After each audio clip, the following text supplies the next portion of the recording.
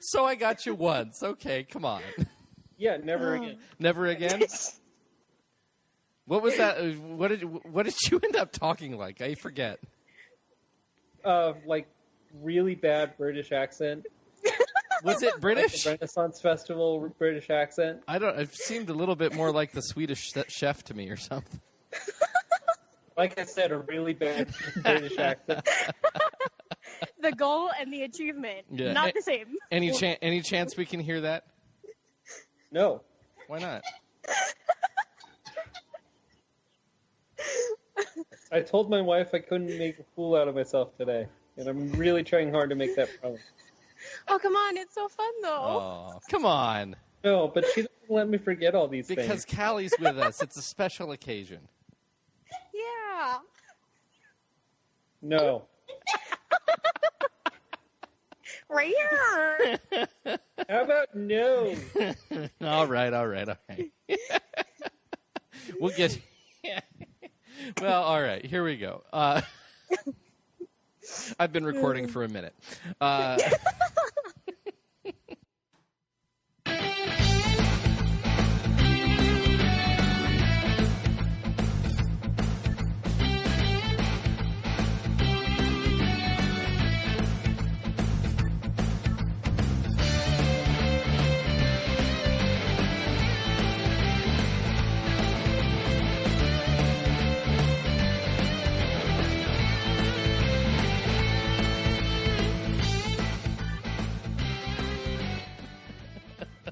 Welcome into the latest edition of the Burgundy Brigade podcast, everybody. I am your host, Kevin Goff, at BRG Brigade Kevin, joined by Aaron Music, who usually who has gotten a little bit more tight-lipped ever since the one time. Aaron, how are you? Is it? Yeah, that's safe to talk now. You're It's not safe. Recording my shenanigans. Well, no promises. I mean, we are recording now. Well, at least you give me the warning this time. I was trying to get you to go in that one more time, but oh well.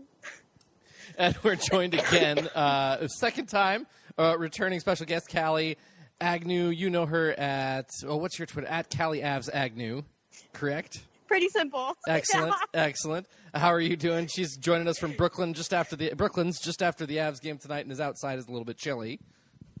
Yeah, a little bit. A little bit. Good game for you tonight, though, eh? Yeah, it was a good game. Really entertaining. Excellent. We're of course coming to you just after the Avalanche have finished walking all over the New York Rangers, 6-1. The Rangers have now lost their last two games by a combined score of 13-3. Yeah. Good times for them Rangers. The Avs snap a 6-game losing streak. They end their homestand on a high note, though it was a rather iffy homestand as a whole. They're now 1-1-2 on their 4-game homestand and are about to embark on a 5-game road trip through Canada and get that started off in two of the worst buildings for the Avalanche to go play in, out in Winnipeg and Calgary on back-to-back nights. Yeehaw! We're going to see some action out there. I have to point this out. Someone just tweeted AJ Hayfley. It says, how does it feel to be covering the 48-point Avalanche team again? What? Well, the Avs have 48 points now, right? Yes. Is that what they're referring to? Well, they finished one season with 48 points, and now they have 48 points. So once again, they're a 48 I point hope team? that they don't mean like the play on the ice, though. No, I think it's very tongue-in-cheek. That seems very tongue-in-cheek. I hope so. It's easier if you know who it comes from. That's true. Some people are very, like, meh, on Twitter. What? Twitter? Twitter. You mean that Twitter is a home for people who are just out to make people angry? Yes, say anything about Quebec and then get back to me about that question. Don't you mean Quebec? Yeah. Good Lord. Never going there again. Oh, my goodness. It's all good. It's all good. So we are having a bit of a holiday theme here as we have just gone through the holiday season into the new year. Happy New Year, everybody. but not your Yay. typical holiday season. The most important holiday of them all, Festivus, and specifically an Avs Festivus, as the team has, though yes, they had a very, very excellent performance tonight. Gotta love when the shot chart gets up to 47, and it's in your own favor. Rarely. Rarely, and you put up 6 on the board, just boat race the other team. But the Avs, like we've been saying, have been playing some pretty uninspired hockey since the start of December, really. And we figured it would be a good time to take part in the time-honored Festivus tradition of the airing of grievances. So we are going to we put that out on Twitter a little earlier. But I mean, not a lot of people responded. Maybe they were just waiting to see how the Rangers game went tonight. But to air your grievances with the Avalanche team. So we've got a few. We've got a voice message from our old friend Louie that we will get in here in a little bit. But that's how I believe we are going to start. We are going to air some grievances with our Colorado Avalanche. So which of you would like to begin? Kevin, I want you to start because you're the most pissed out of the three of us. I'm just the most Yes. I'm just the most dramatic. You're Well, like Gabe. I'm a teacher. I am. I mean, I do have a theater degree, and I do teach high school theater for a living. So, I guess that makes sense. And you have 2 daughters. That just adds. Yeah. Indeed.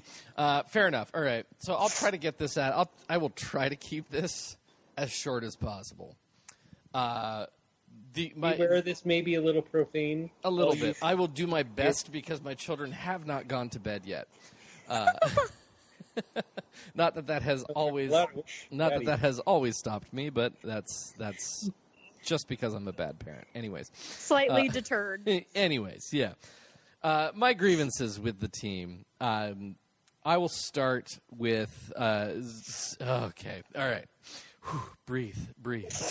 You're like a 15-year-old girl. I really am. It's In through the nose, out through the mouth.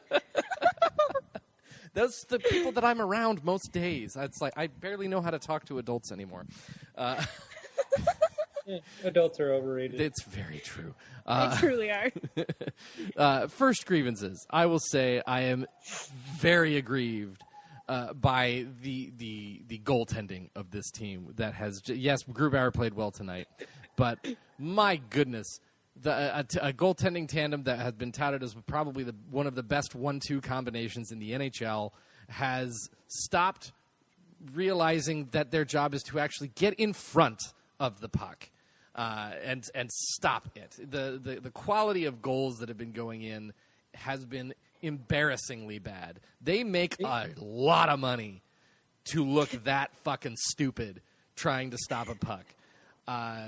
They've studied very hard the 5 Ds of dodgeball. Yes. If you can dodge a puck, you can dodge a ball.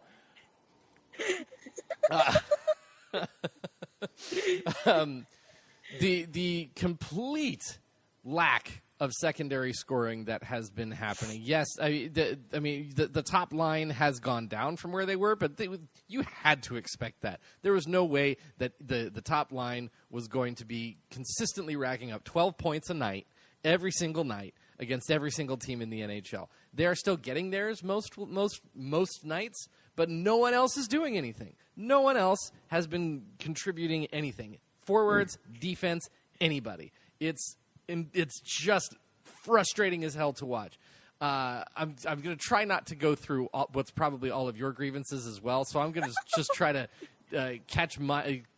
finish catching up mine right here. This is all about you. Vent away, buddy. You are the most mad, so you need to get it out, bud. Okay, well, you're asking. This could be an episode in and of itself, right here. Oh my goodness, the defensive breakdowns have returned. They're terrible to watch. I can't. Barry was good tonight, but since basically the start of December, Barry has been.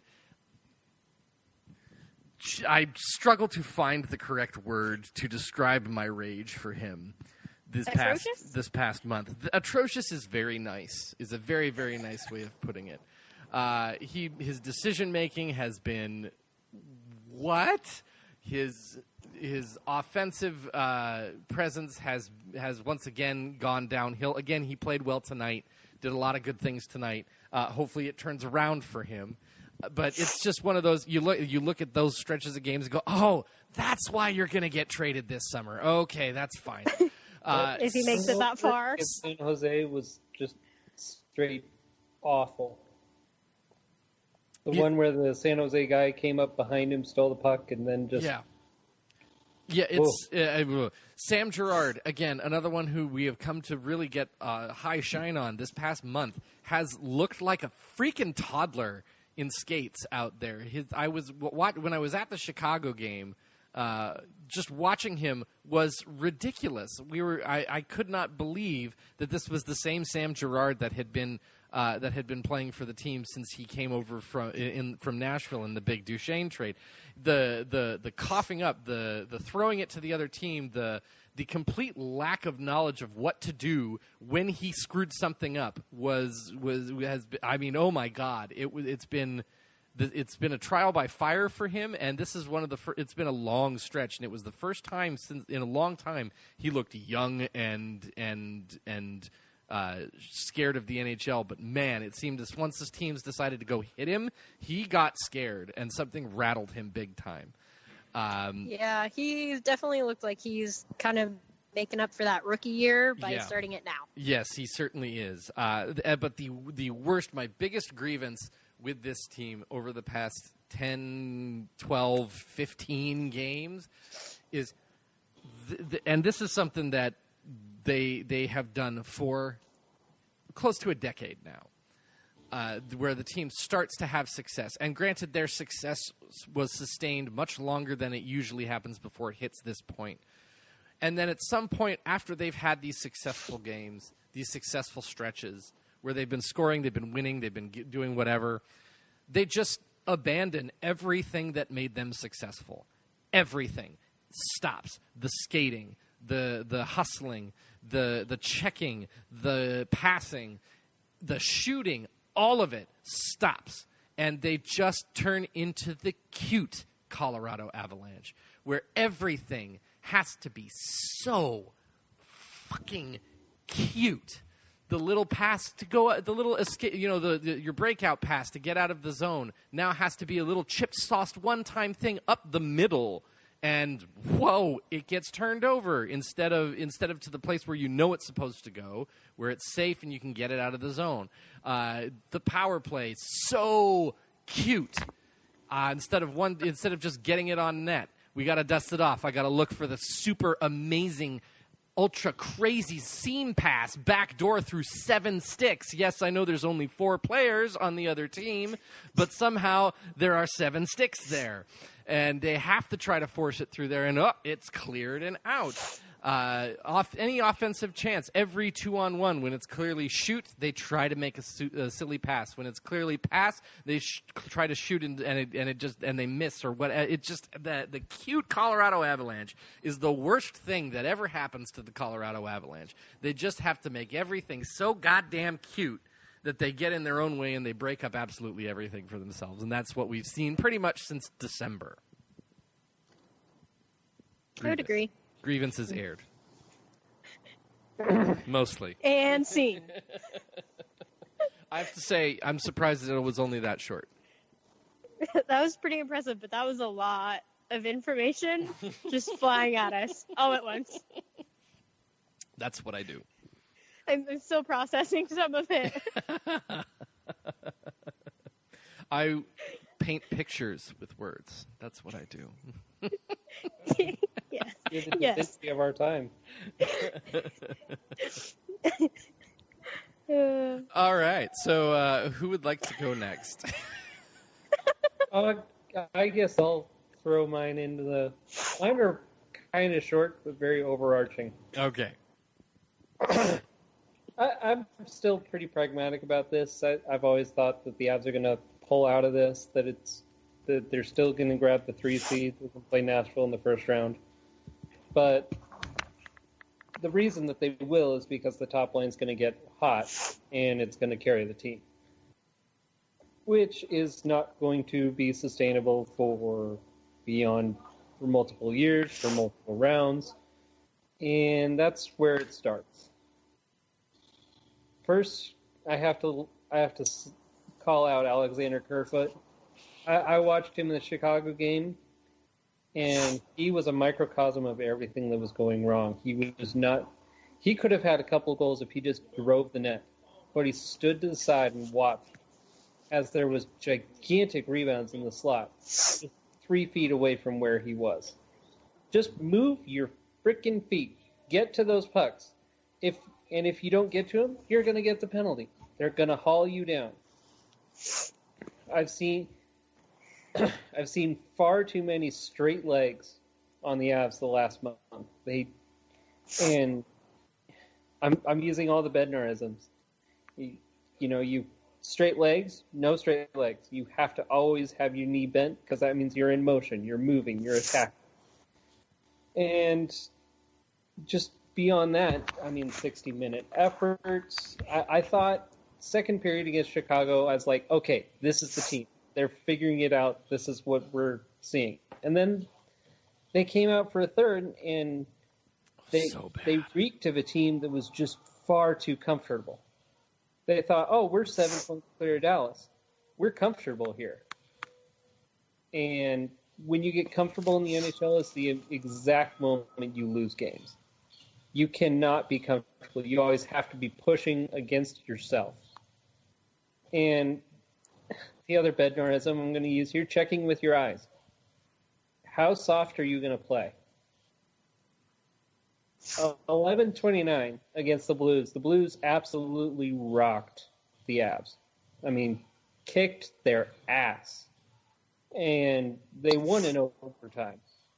But they should have won in regulation. They were the better team. And since then, teams have cut down on the space that the Avs get, specifically that top line. Top line has not been as dominant. And the other 3 lines have been watching and going like, well, why aren't you doing your thing? You do your thing, right? We're supposed to watch.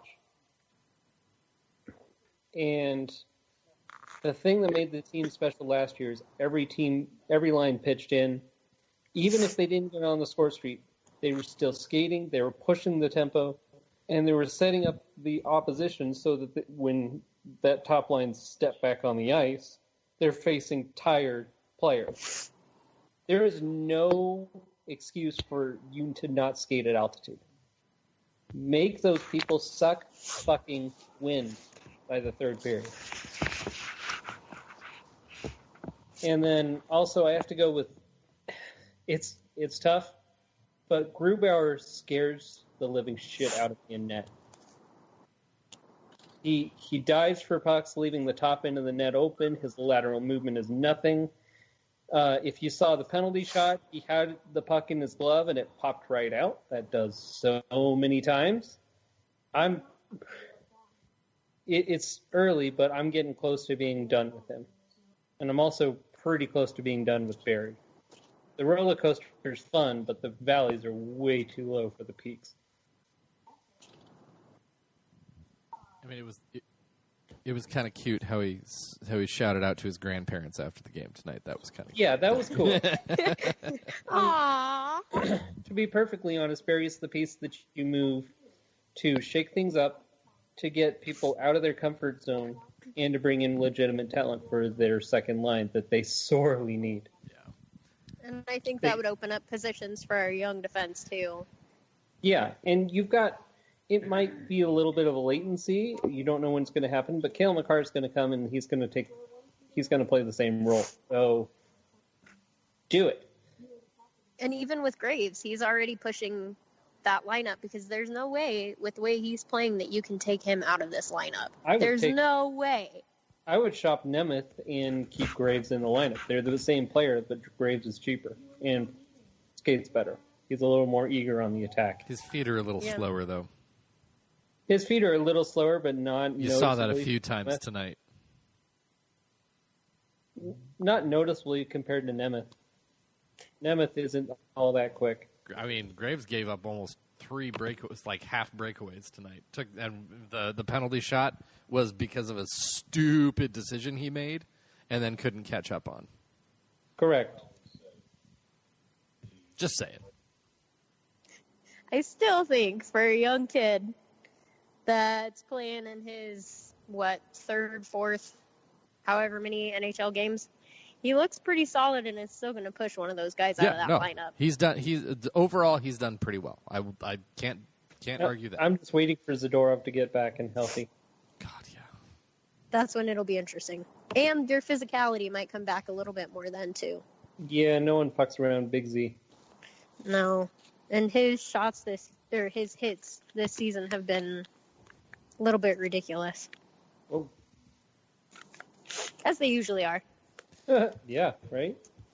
I'm wondering what the team's plans are with Z. Honestly, I just have no idea based off of the roller coaster he's been on with Bednar. I feel like they're just ironing that out. They'll be fine. I'll hope so. Anywho, any more grievances to air, Aaron? No, I'm all grieved out. All right. Then we go over to Callie. All right. Air some grievances. Airing some grievances. You guys already brought up a bunch of really good ones. So I'm going to bring up how frustrating it is to watch our losses that are absolute blowouts and just absolutely ridiculous because we've had too many this year. I went on the Detroit, Pittsburgh, Florida road trip and I saw a 6-3 game with a hat trick and I saw a 7-1 game. And they were the most depressing things that I've ever stayed to watch. It was horrible. When that happens, it's like everyone just shuts down and there's maybe 2 players that are actually trying. And then that seemed to carry over once they got home. And then the close games, they couldn't win anymore. The games where our goalies were only letting in 1 or 2 pucks, they couldn't win because then they weren't scoring. Well, then they would find their defense and it would be, halfway decent. And then they would find their offense and then the defense would stop. And so they could never play a consistent full team game. They could never play a consistent full, 20 minutes, let alone 60. In most of those games, it seemed like we were lucky if we got 10.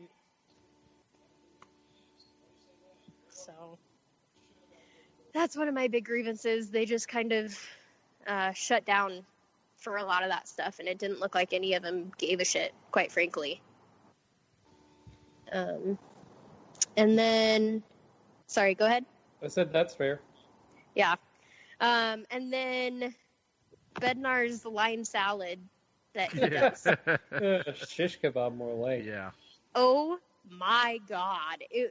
I couldn't even tell you how many line combinations he had. Scoring sensation Matt Nieto. His new nickname to me is top line forward Long Beach native Matt Nieto. The longer it gets, the worse it is. Yeah. And then he just, I don't know, he threw so many people on that top line. He had Tyson Jost up there for a while. Last year he had Kerf up there. And everybody knows I'm biased to JT, and he didn't try him on there except the one time, and he scored a goal. So let's not try that again. I think we talked at length about the strategic reason why he didn't do that.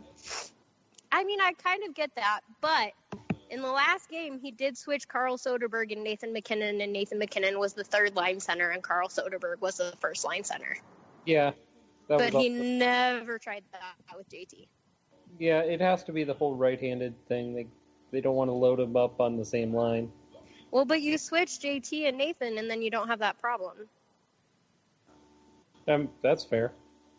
And then you would have Nathan McKinnon as your second line center, and then he could show players like Tyson Jost that want to do what he does, kind of how to do it and how to go about it. And Kerf is a setup man, and Nathan could be his finisher. Or JT, the other day, he had that amazing pass to Josie, and he just throws the puck out to where players should be, and most of the time his line mates don't go to where they should be, and so then the puck just flies into the corner or misses its target or whatever the case is. And I think on the top line with JT, Gabe, and Miko has a lot of potential because those guys know where to go to score goals. So I know I'm biased, but that's my grievance and my 2 thoughts. See, my solution to the Avs problems also helps with that. The whole idea I have is to find established talent. Yeah. And specifically someone who can play around Comfort. Because I feel like you get that guy who can play with Comfort, you actually establish a second line. I would agree with that. I don't know if this guy will answer the Avalanche's phone call, considering we've taken his lunch money, dinner money, and, next year's first-round draft pick. But I call the Senators, and I get Mark Stone. I was gonna say, I don't know if it's Mark Stone's lunch money that we stole, but that's okay. Well, At I'm this talking point, about the GM at Ottawa. Right, who's just at this so point, terrible I at don't his think anyone's job playing with anyways. Joe. I think But- Joe's throwing sand in people's eyes, and no one wants to play with him in the sandbox anymore. But he's a player who drives the pace, drives the play. He's actually very, very good on defense. He's leading Ottawa in points, shots, just about every other point. Without him, they would probably be on pace for 48 points. He is that good. And yes, he's going to be a free agent after this year. Yes, he's going to be expensive, but it is worth it. He's a 6'4", 215 right winger who shoots the puck a lot, gets to the dirty areas of the ice. Would work so well with JT Compher.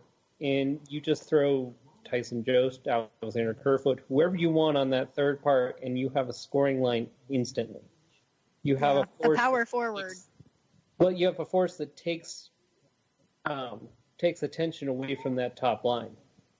Yeah. I definitely think they're missing the wings. Yeah, Oh, it checks all the boxes. That's been You an can issue say, for the Avs it'll forever. be Martin Kaut in about 6 months, which is next year. Or you can go out and get Mark Stone and put Martin Kaut on the third line next year. Yeah. That would be a better place for him anyways, initially. But yeah, I didn't realize how big he is, Mark Stone. Right? He's 6'4", 220. And if you were to say the one knock on the Avs forwards, what would you say? They're a little small, and we don't have any right wings. I confuse Scoring Sammy G right for a wings. mini-mite. To be fair, he's not a forward. Okay, then. But you're not wrong. Kerfoot. But you're not wrong. I confuse Kerfoot for a mini-mite. Yeah. Or Sheldon Dries or Sven Andrighetto or whoever. And here's the thing that I'm going to tie this all together.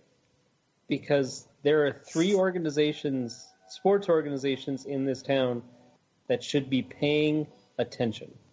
Because the team that's been the lion's share of attention in this goddamn town for the last 30 years is now a shitbox.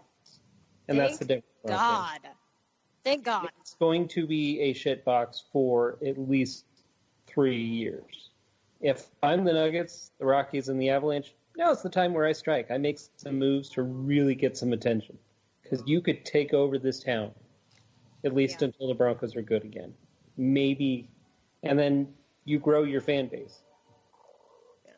If I'm Sakic, I look at the Broncos, I look at the assets I have, I'm licking my chops, and I'm getting that one piece that turns my playoff contender into a playoff legitimate player. Someone that you go, oh, I don't want to play that team. Do you see that team? You can't fight that team. It's game over. If they sit on their hands and wait for the future to come to them in the promise of that maybe you get the first overall pick and maybe he's good, or you spend some assets and get someone you know is good now. Yeah.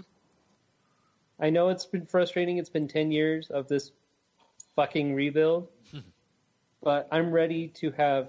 I'm ready for the Avs to go back to the playoffs for the first time in back-to-back years in a decade. Yeah.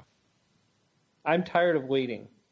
And it's not like I'm getting a rental. I'm getting someone who I think is part of the team for the next 5 years, at least. Yeah. Mark Stone certainly, and the Avs have been hot on him for a while. Do either of you know his contract currently?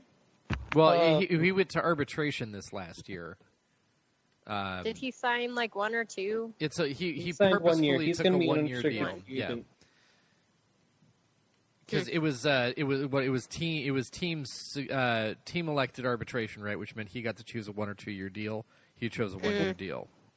He's making $7.3 million on a 1 year deal.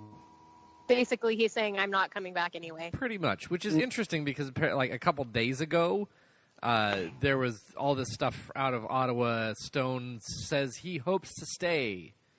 And that, Well, you're always going to say that until the time comes. That is pure lip service, and we all know it. I hope so. Yeah. I hope Get him so. in a cab with Matt Duchene and see what really happens. I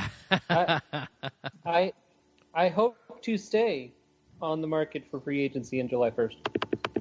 Nice. You know, they just edited out half what he said. Yeah. No, I It's mean, just like when people say, I'll do a hometown deal, and then they leave. Paul Stastny. Paul Stastny. I was going to say, who could you possibly be referencing? Oh, I don't know. It's just like when people say they're not doing a rebuild and then do a rebuild. Yeah. Ottawa. Yeah. It's just like when people say they're a team and find out they're actually not a team. Right. Ottawa. Ottawa. So many bets of jokes. It's when players say they're part of a team and then they go and demand more money than the player who actually deserves it. Rhino Rally. I could do this all game. Sweet. Let's do it. Yeah. Yeah, let's call it the cough cough game. Yeah.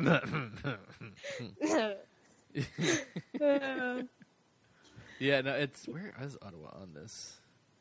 On the as far as cap related things go, how far? Okay, they have some money to spend. They don't have a ton. Oh, who, the Avs? No, the Senators, Ottawa. Oh, Senators have gobs of money, but it's not about what they will spend. It's not what they can spend. It's what they will. Right. Yeah. Owner is hella cheap. Right. I mean, he goes to McDonald's and gets the Happy Meal for himself because it's cheaper. And then he throws a fit when he doesn't get the toy. Yeah. Can I air one more grievance? Of course. Okay, the Cronkies are not afraid to spend money. There, I said it. That's my grievance because I hear it all the time. Take. I hear it all the time. They're not afraid to spend money, but they do understand the cap and what the future holds and what they need to be able to spend on players like Mikko Rantanen. Yes. And they're not going to throw their money at Francois Beauchemin anymore. Yeah. Yeah, they've turned up their nose to Francois. Yeah, anyone who's above 30 and is slower than my grandma's driving, no, you're out. They certainly made plenty of mistakes, and really, that's more Sakic than the Cronkies on that. The Cronkies were just writing I would the say checks. Greg Sherman. Francois Beauchemin? No, that was Joe Sakic. Yeah, but with Greg Sherman influence. We're going to give the lumps where he deserves it. With Patrick Waugh influence. Sherman. He influenced him for so long. At the same time, while they were spending stupid money on Francois Beauchemin, at least they weren't spending stupider money on what was the guy that went to the defenseman that went to Edmonton? He was the hot dude on the market. Oh God, Andrew Ference? Ference, is it? No. God, I completely forget. I have to go onto their cap friendly now, otherwise this is gonna drive me freaking crazy. Clearly, that's how well he did. Yeah, that's how well he did. He was amazing. Is he not even on the team anymore? I'm pretty sure he's not on the team. No, he's not on the team anymore. Solid. Well, shit, that doesn't help me at all, does it? Okay. He's that important. That He is important. that- Yeah, no, I forget. Damn it, this is going to make me crazy. Oh, well, anyways. No, the Avs did it. Yes, they didn't do stupider money on big money deals to free unrestricted free They agents just did that didn't stupid do it. money on small deals. They did smaller deals that were hoped to be stopgaps with money that was definitely regrettable, but not nearly as regrettable as like 7 years for $7.5 million for a defenseman who's not even on your team a couple years later. Right. They took it on the chin. They learned from it. Moved on. Yeah, exactly. Yeah. Exactly. So that at least there's that. But this year there's actually people to go throw some money at. Yes. Yeah. Mark Stone. Hey, this looks like a fun year. Mark Stone, Matt Duchene, Artemi Panarin. There are some names like Chris Kreider and Tyler Toffoli that are available. There's rumors that Drew Doughty's not happy where he is. And the Avs have $32 million in cap space next year. Yeah. That's still with Tyson Berry's $5.5 million on the books. I vote we give Mikko Rantanen $7 million and a pony, and he'll take it. I think I just kind of want to be cheeky and have Rantanen sign a $9.6 million cap hit. Just cause. Just cause. Just cause. There's no representation with that number whatsoever. But then he doesn't get a pony. Well, he might be able to go buy a pony. Well, the Rockies. Maybe. DJ doesn't share. That horse is now dead after 2 years, so Yeah. it really is. I want to Apparently, say, he got a disease, and then they had to put it down. was it And Sekera? Was essentially, that the when you're defense? handing someone a horse, you're handing someone something to take care of and spend money on. You're not letting them do that for their own sake. That's going to go down a rabbit hole. I'm just not going to. I think it was Andre Sekera, by the way. Oh, it might have been Sekera. And it also could have been Chris Russell. Oh, him? Yeah, no, that's the dude. The salary wasn't that big. I think it was both of them that I was thinking about because they did it with two guys, Combined. Sekera and then Chris Russell. Yeah, I remember wanting Sekera on the Avs. yeah, Bullet dodged. Yeah, bullet dodged. Woo. Yeah, no, I think that was. He's on long-term injured reserve right now. That's what. That's promising. Promising. Good moments. That's exactly where you want your talent to be. Exactly. Yep. It's like when we had Peter Mueller for a year and a half. You mean 7 games and then a concussion? That guy. Yeah. And then he was on our team for a year and a half on injured reserve. Bum deal. That dude was such a. I felt so bad for that guy. He had promise. Yeah, absolutely. And it was a dirty ass hit from Rob Blake that ruined it for him. Yes, thank you. Everyone forgets who did it. I was a Yep. Mueller fan. I've never Blake. forgotten. Never forget. Good. I'm glad you guys don't forget. Klingon does not forget. So, I guess the big question coming here with the Avs and this season and kind of jump-starting... Segue back. Segue, yeah, exactly. Taking the metaphorical defibrillator and shocking this team back to life. Is this something that you look at doing via trade this year? Or do you just take your lumps, as frustrating as they may be, and it's this team and a fan base that's taken a hell of a lot of lumps, and just wait till the off season and see what the Ottawa pick gives you, see what your pick gives you, and then see what free agency gives you? I say do it now, depending specifically on how you do in January. Damn you and your middle of the road nonsense, Aaron. No, because I'll put a specific qualifier on here that if the Avs continue to stumble through January, then I say, you know what? It's not really worth being that impetuous to get it done, and I wait until the draft. But if they recover and they're still fighting for the third, fourth seed in third, fourth in the Central, and maybe up to second if they want to, then yes, I pull the trigger on a trade that's going to help this team now and in the future.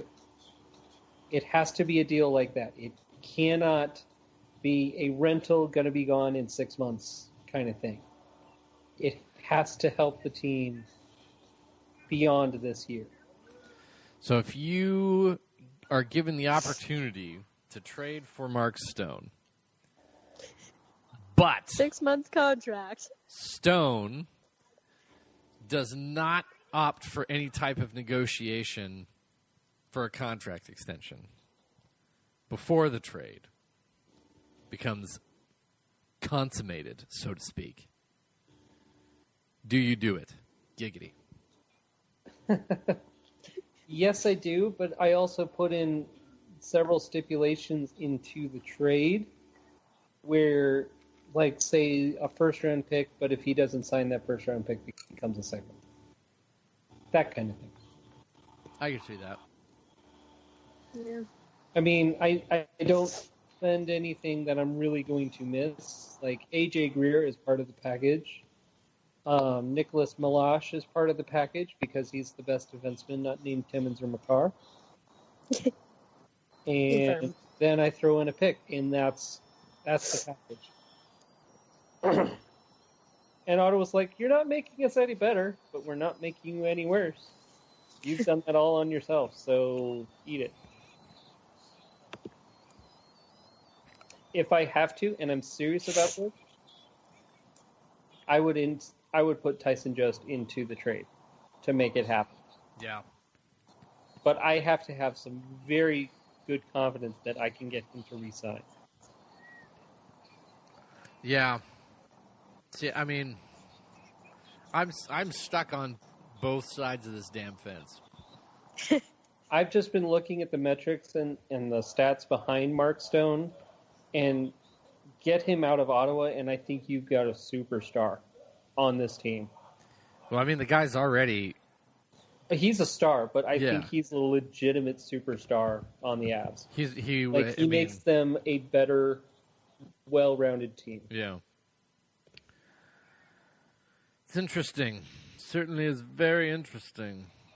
Because, I mean, I want something... I think it's pretty obvious that the team as it is does not have the scoring depth and offense that they need to make waves this year. It's just, I mean, Kerfoot is too up and down, and when he's down, he's down, and he's down for months.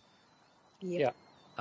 Jost is the same, and Jost needs a stint in the AHL. I agree. He needs. Yeah, Jost needs to go to the minors for a bit. He's so over his head. He loses pretty much every single physical battle there is, and he doesn't give it to you. He does not give it to you. Andrighetto has the shoot first mentality, which is great. But he's always hurt. But his defense isn't there at all. His defense isn't really there at all, and he gets hurt a lot. And he's so petty. And he's a small guy. Yeah. Yeah. I mean, Soderberg is your second best center on your team. And he's blind in one eye. And he's... Yes, he is. He certainly is. But he keeps Sorry, I had to. Every time he scores a goal, we yell, equal opportunity to goal scoring. Carl Soderberg, blind in one eye. Carl, see people on that side. I wonder if that's why he's okay at face-offs, because he can't see, like, the hand moving. Maybe. I don't know, yeah. So he doesn't flinch. He never gets so he never gets kicked out. Yeah. He just looks straight down and goes, "Oh shit, there it is." Unless it's on his good eye side, then he might get thrown off. Yeah, fair enough. But Kelly, you die. I'm sorry. No, it's okay. It's fun. I mean, he's this team's second best center, but he gets played with guys who don't support him. What do you mean? Matt Nieto's a first liner. First liner from Long Beach, California. But I mean, you're talking about the things you're excited for with the Avs when it comes to prospects, and none of them are here. Yeah. Except, I mean, Kerfoot, Jost, maybe a little bit.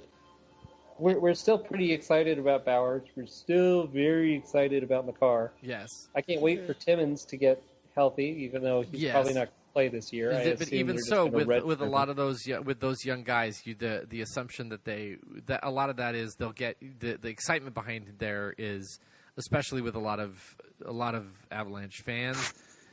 Sometimes myself included, that you have to just sort of reel yourself back in, and that's the assumption is that they'll come in transition naturally, 100%, have no issues whatsoever, and immediately contribute. That always happens. Because that always happens. Everybody is Mikko Rantanen. Rantanen took a year. Come on, what are you talking about? Well, I mean, and again, that's what they should have done with Tyson Jones. That is what they should have done with Tyson Jones. But I mean, at the same time, with the times he was with the Avalanche, in that first year, his first 9 games, Patrick Waugh didn't know what the fuck to do with him. He put him on the 4th line.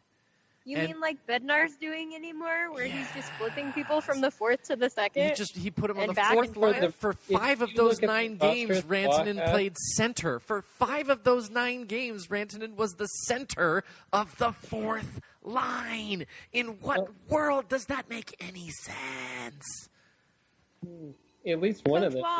The infinite paradigm. Yes, fair enough. In one of the multiple universes that exists, right? Shout out Stephen Hawking. And the other, I guess another grievance of mine is Bednar's refusal with AJ Greer. Yeah, just utter refusal to give him any type of shot.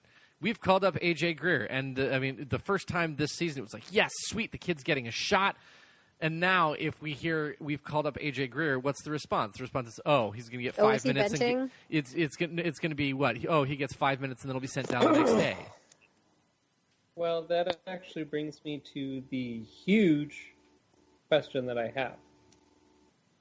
If the Avs continue to struggle, how long are you willing? I mean, when do you think about moving on from Bednar, or do you? Because there's one big name who's out available for a coach, and it worked really good the last time you had this coach join a young team with this much talent. Joel Quenneville. Yes. He's enjoying retirement life currently. I mean, he's enjoying life where he's just not having tailgating at Bears games and not working, and being paid $7 million for not working. No, he's not having to deal with Patrick Kane's. Well, I'm just going to say his face. I was going to say rapey ass. That is exactly what I was thinking. I'll go there. I don't care. Oh my! I didn't say it. Callie said it. I said it. No shame. Oh my God. And I commend you for doing so. God. I'll say it. Oh Lordy. What? We need to have you on all the time. Just like. Well, I would welcome it.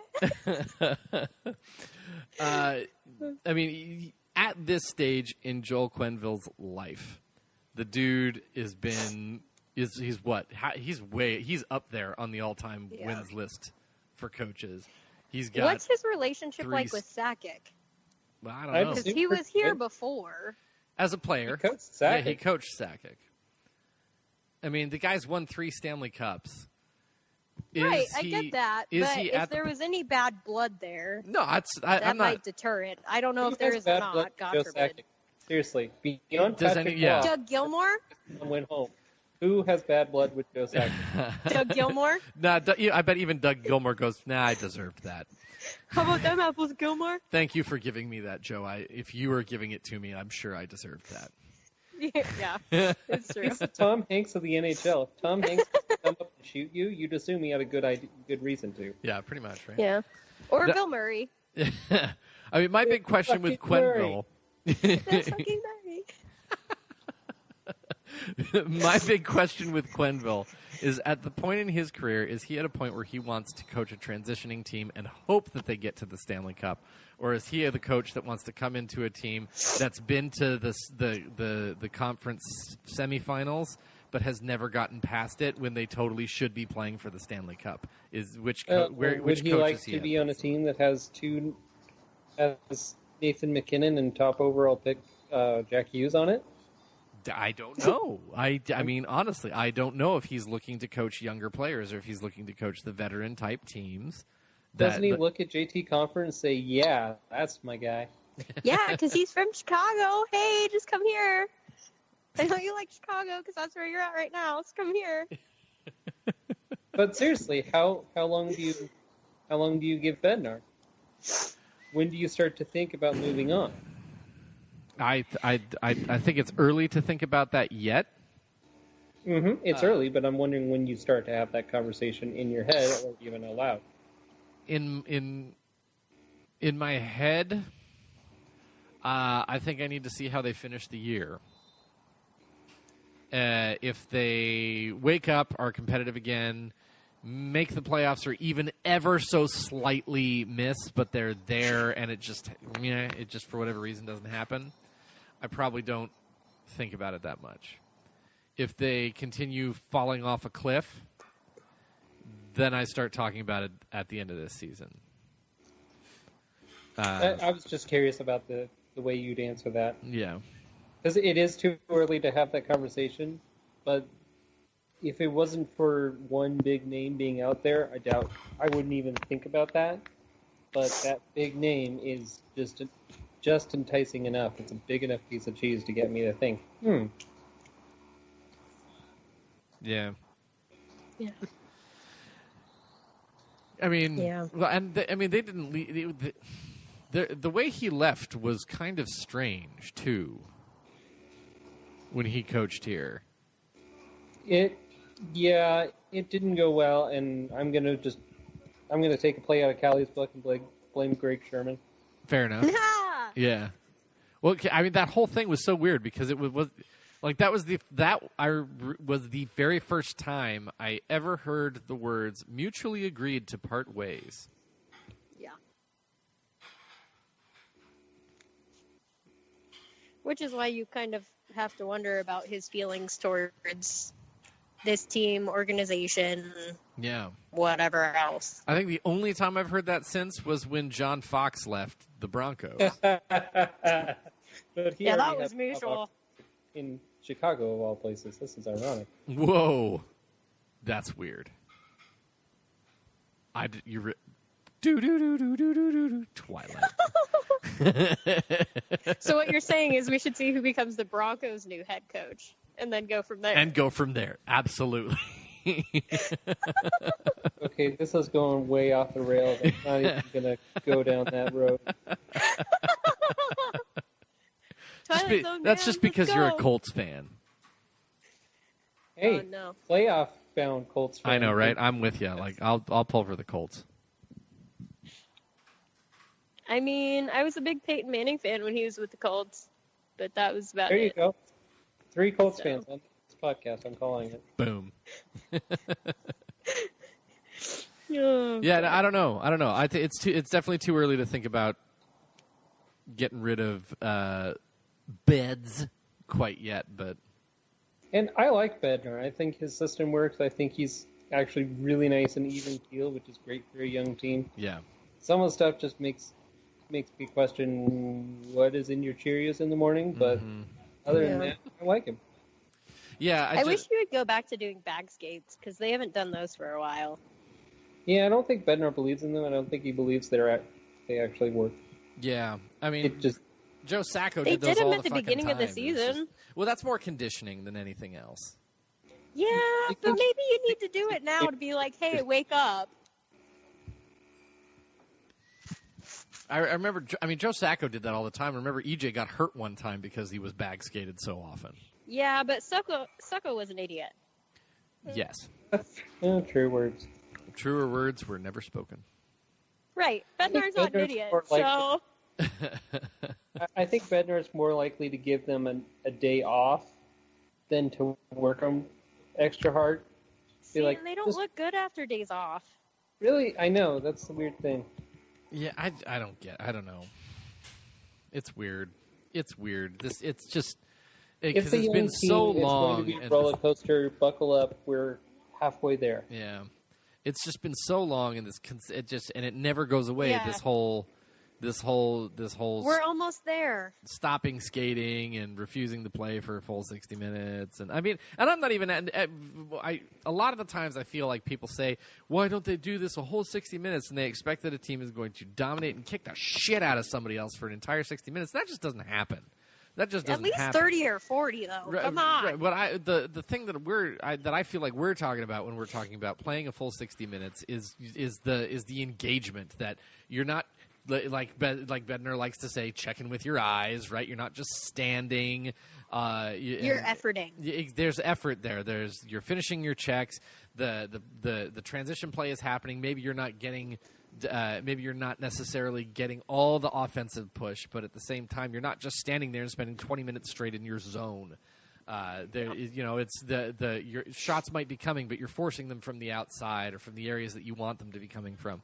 And it's not this constant turnover fest and going, oh well, gee, I didn't see that coming. Well, no shit, you didn't see that coming. That type of thing. It's just, that's right. More what we're talking about with the whole 60-minute effort. It's it's the NHL. It's professional hockey. Teams are going to give and take. That's just how it's going to happen. But I want you to skate through it. Yes. Yeah. You're getting paid millions of dollars. At least move your feet. A for effort only matters if you're actually giving the effort. I agree. Yes, Yeah. yes, exactly. So. Yeah. So we're saying we don't need to trade yet. I don't know. I don't know. I don't think, did we ever get to you on that, Callie? I don't know. What are your thoughts? Would you do a trade right now, or would you just sort of wait for the offseason, see what happens, and adjust from there? I'm kind of a wait and see kind of a person, just because it would suck to try and do a trade for somebody that we think is going to fix the problem and then nothing actually changes. Or we do a trade and lose somebody, and then, like usual, every time we play against them, they score and they have the most phenomenal game of the year. Those hurt so bad, but it always happens to us. The curse of the former Av is a Yes! seriously real thing. Not Yes. as severe as it was a couple years ago. It's still pretty bad. Paul Stastny scored against us when we played Vegas. Well, Paul Stastny scores against everyone. That's No, Paul Stastny's Not good. true. I do like Walnuts. I kind of miss him, but hey. He's actually #good. He is that. Hashtag old guy. Hashtag, where's your tooth? I wanted him in the offseason. I will not kid you at all. He would have anchored the second line. We wouldn't be having any of this discussion. Oh no, I was a big Paul Stastny fan, and I got so much flack for it. I like Walnuts. I miss him. But for the money, it sucks. Yeah. Yeah. Big price tag. No thanks. Yeah, big price tag, aging. But yeah, I don't know. I think maybe you kind of have to see what comes available over the summer, what you have potential to get, and then you also have to look at like what the potential is now and who you can get now and what the price tag would be. Because like I said, nobody wants to play with Joe Sakic right now because they saw what he did last year. Nobody wants to look like that. Well, he pulled off a masterful trade. I would say it's more on Ottawa for. Okay, Nashville also did a bad trade. Exactly. Joe Sakic threw sand in everyone's face and said, "Gimme, gimme," and they gave all their lunch money. But teams still trade with New Jersey and Nashville. Yeah, well, Nashville's I don't looking know. to go, I make wouldn't- the big run. I wouldn't so. trade with Joe Sakic. I'd would. certainly approach Joe Sakic. Sakic with a certain amount of caution. Yeah, I think that's why he put Matt Nieto on the top line, so he'd be like, "Yeah, I'll give you a top liner." Exactly. This dude was a top line player for us. What are you talking He was- about? Come on, Long Beach native. For, You like, need an American on your team. A period and a half. That's He's a means guy, I something. swear, can skate with Nathan McKinnon. I swear. He did it for like a whole game one time. He skated sort of near him that once. He Sits passed on him the bench puck. like a pro, I tell you. He certainly, some McKinnon rubbed off on Matt Nieto when he was close to him. How would you like Matt Nieto in one of Nathan McKinnon's gloves? Yeah, there you go. How about a stick? We'll throw in a stick. Maybe a game-worn jersey. He could even sign it for you. You've got a deal. Within your entire franchise, Ottawa. And they will just hand it over willingly. Well, they'll actually trade it to San Jose, who will trade it to Florida for a better return than they got from San Jose. Oh, I'm sorry. We could do this all day. Pulling out the receipts. Mercy. All right, let's see what some of the grievances that we heard. We only had a few of them. There were 3. The first one was from @PokeCheck, spelled Q-U-E. Okay, my grievance is the fact that the second best center of the team is not the second line center.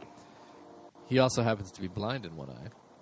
Yes. I just wanted to add that in there for Callie. You have to. It makes it that much more impressive. I also think the Avs should join the growing NHL trend and adopt a puppy. That is all. I said they should adopt a St. Bernard. Bernie needs a friend. I just think they should have Bernie, the mascot, run around the ice for a day and record all of it for everybody to Bernie see. chased around a little St. Bernard puppy. That would be fun. I would watch that. That would be the cutest thing ever. I would absolutely My watch wife is having convulsions here. It's too cute. See? And Bernie Jr., yes.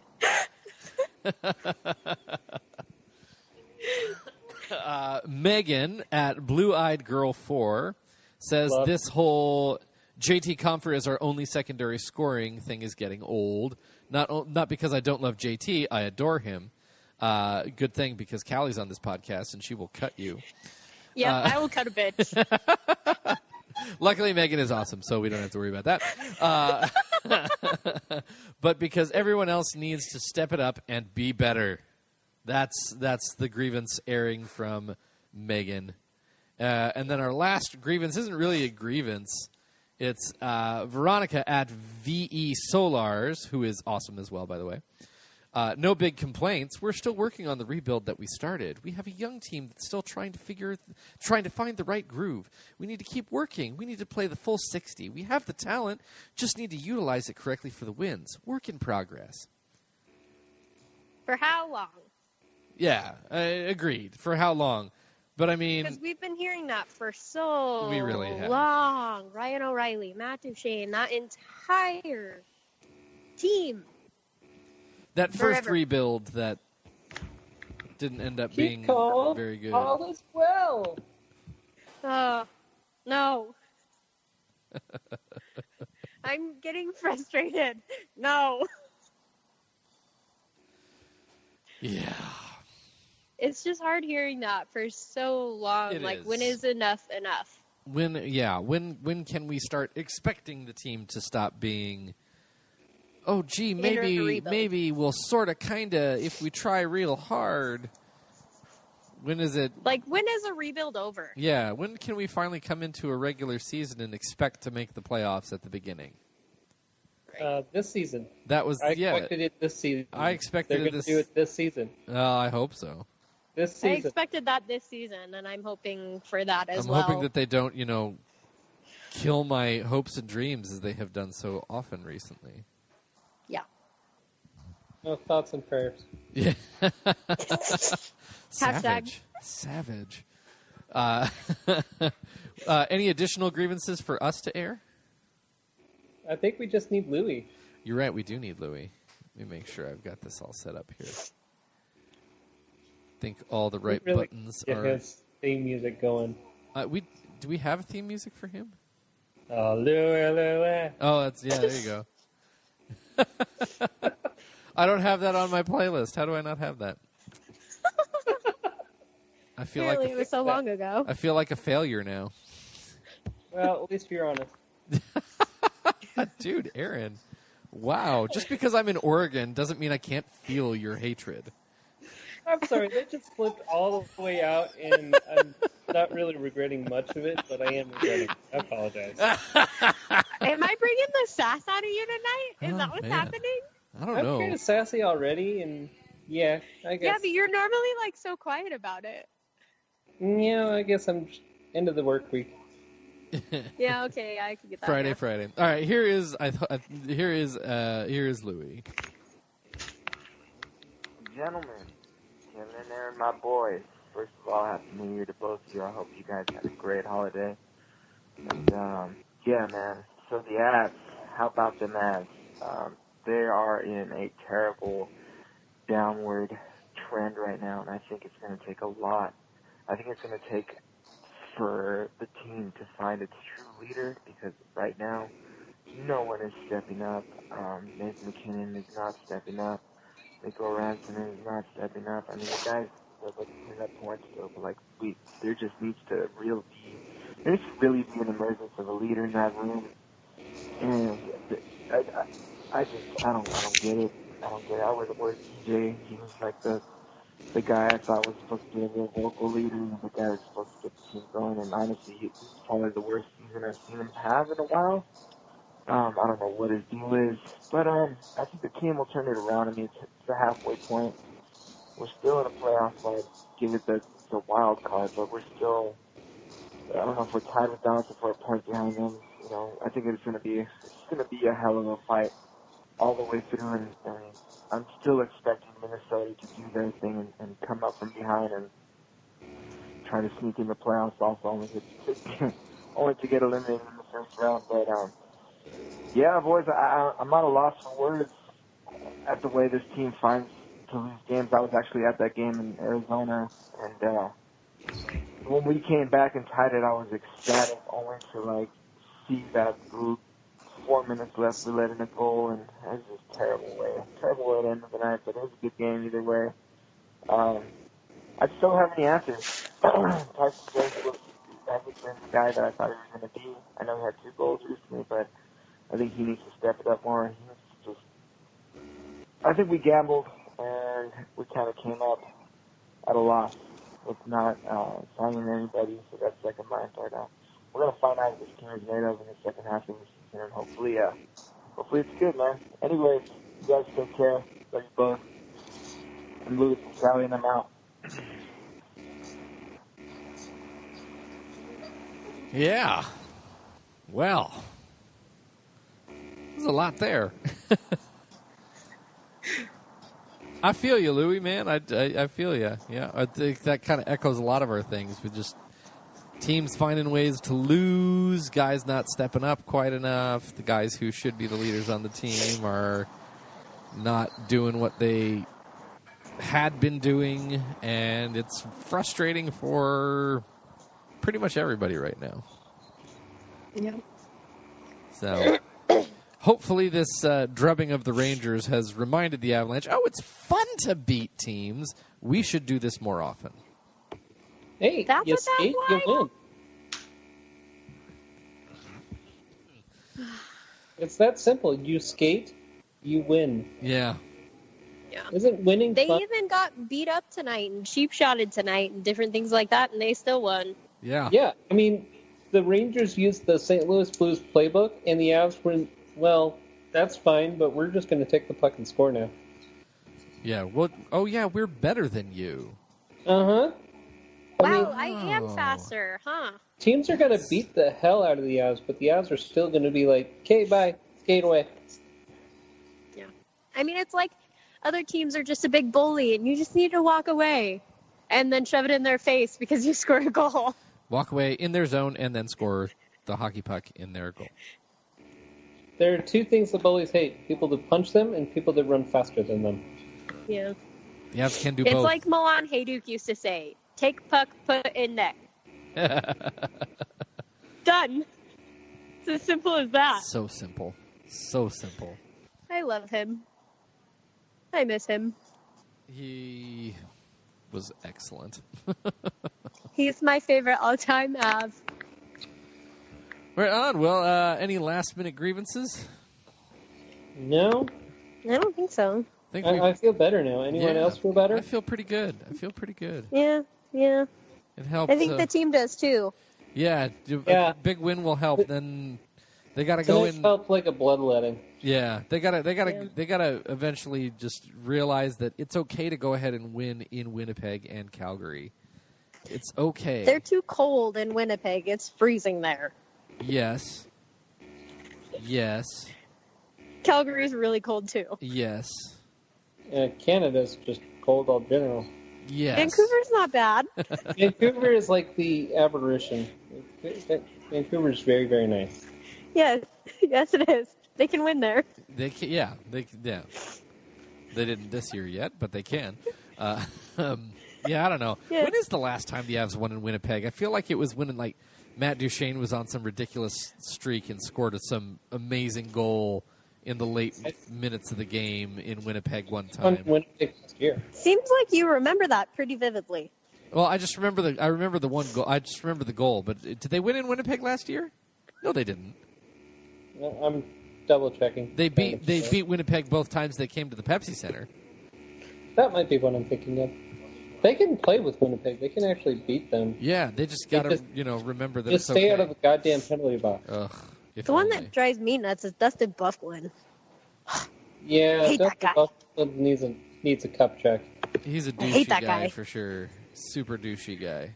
I would love him if he was on our team, but since he's not, I hate him. Yeah, I mean he's douchey as hell, but exactly right. So he's doing his job. He's a hell of a player too.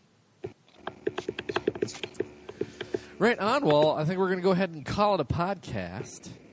Thank you for joining us again, Callie. Yeah, thanks for being cold and joining us. Yeah, it's been fun, even though I'm freezing, but it's good. Well, I've gotten numb. Next time we'll have to have you be warmer. Yeah, that sounds good to me. Yeah. Right on. Aaron, always fun, my friend. Thanks for joining us again. Yeah, it was fun. Excellent, and hopefully the Avs will have a good 5-game roadie here. We'll have some more positive things to say. So thanks next time we podcast, I think we'll be talking about where we think they'll be in the playoffs. That would be a wonderful thing to be talking about. So Yes, please. I'm keeping the faith. Keep the faith. Optimism. I'm still a little not so sure, but anyways. No optimism. Optimism, yeah. Ish. Even if it's ish, I'll take it from you right now. Sure, ish. Optimism-ish. I'll take it. Thanks for sticking with us through the Burgundy Brigade podcast. We will talk to you all later. Have a fantastic day.